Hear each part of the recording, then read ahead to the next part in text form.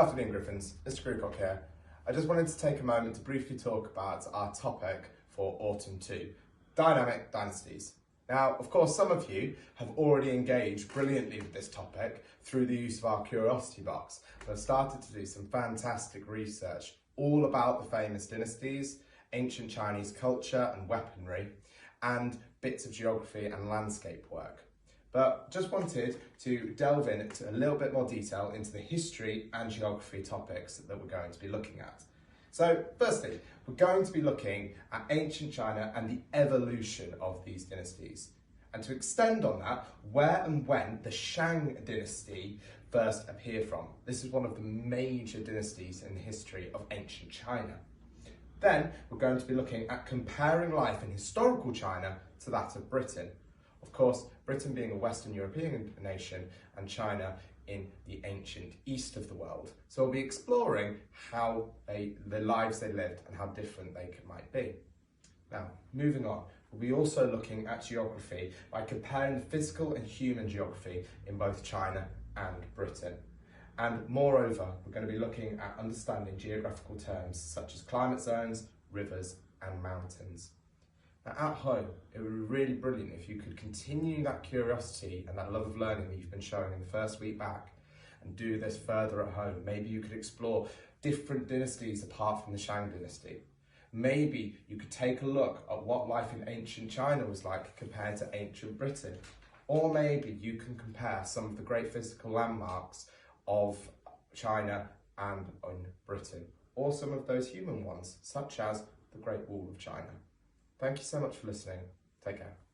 Good afternoon, Griffins. Mr. Grewcock here. And today I just want to briefly go over some of the topics I'll be looking at over Autumn 2. So firstly, we're going to be finishing off all of our work on multiplication and division. We've already started having a look at multiples and factors, including common factors, and we have moved on to prime numbers, squared numbers, and cube numbers. In the next week or two, we'll be also looking at how to multiply and divide whole numbers by powers of 10, such as timesing by 10, 100, and 1,000. We'll also be looking at multiplying decimals by these powers of 10. Now, after we finish this multiplication and division topic, we'll be moving on to fractions. We'll be doing this twice over the year, with the first block coming in Autumn 2. Now, when we're looking at fractions, we'll be comparing and ordering fractions, as well as identifying, writing and naming certain types of fractions. We'll also be looking at mixed numbers and improper fractions, as well as adding and subtracting fractions. Now, I want to give you a brief demonstration of what a mixed number and an improper fraction is, and how we would accurately add and subtract fractions. So, if you have a look at the flip chart paper here, I've got a square that I have split into 4 equal sections. When we divide something by 4, we have quarters. So we have 1 quarter, 2 quarters, 3 quarters, and 4 quarters. Now, in our model, I have shaded in 3 of these quarters, which gives me the fraction 3 over 4, or 3 quarters. And I want to add 2 quarters, as I have 2 of my 4 sections shaded in. Now, all we need to do when we are adding fractions is add together the shaded elements, so 1, 2, 3, 4, and 5, giving us 5. Over, now, these are still defined as quarters. We do not add the bottom numbers together. So it does not become 5 over 8. It remains a 4. So our top number, which is also known as a numerator, is 5, as that is the amount of quarters we have. And the bottom number remains a 4, as they are still quarters. If I draw this up as a picture now,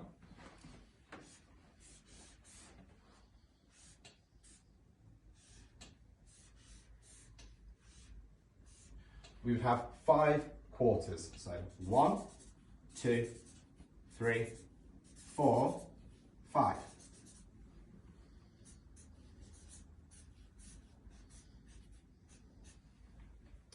This fraction here is known as an improper fraction.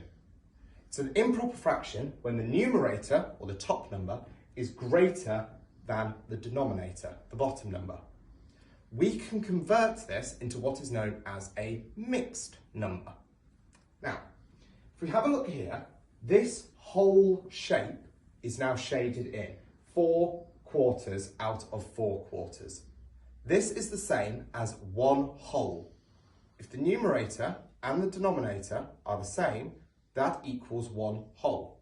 So, I can write 1.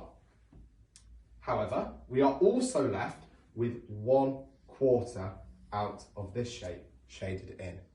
So we would have to write 1 over 4.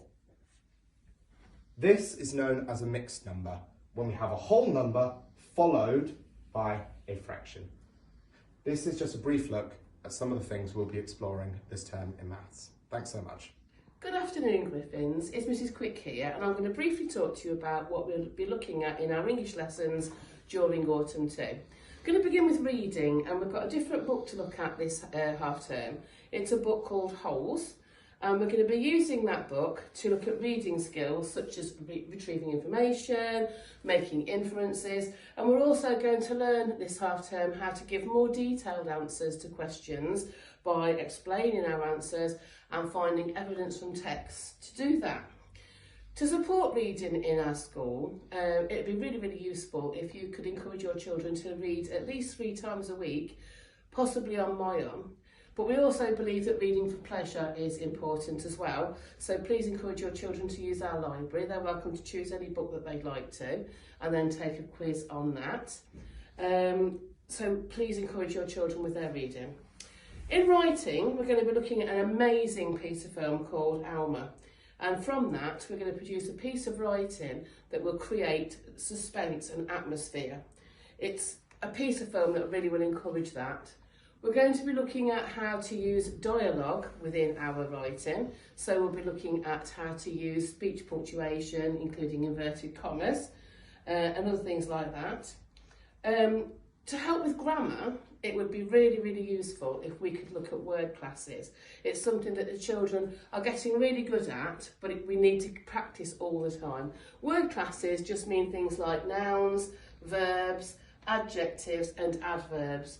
Nouns are person, place or things, verbs are action or doing words, adjectives describing words that describe nouns, and adverbs describe verbs. It would be really wonderful if the children could give me some examples of that. Pop it onto Seesaw so I can see that they understand what the word classes are. They are things that we'll use in our writing all of the time. Thank you very much.